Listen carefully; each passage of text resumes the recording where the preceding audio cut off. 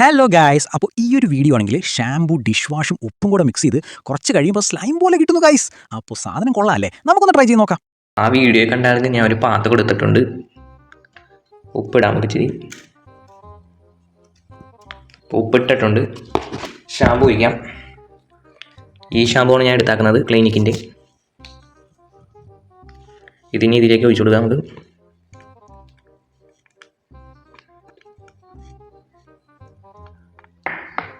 Dish wash നമുക്ക് ഇനി ഒഴിക്കാം.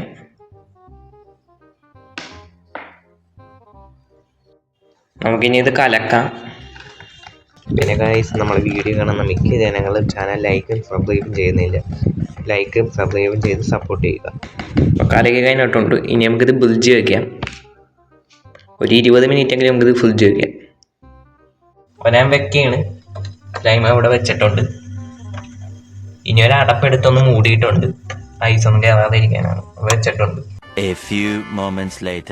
അപ്പോൾ നമ്മളെ സ്ലൈം റെഡി ആയിട്ടുണ്ട്. നമുക്കിനി ഇത് നോക്കാം.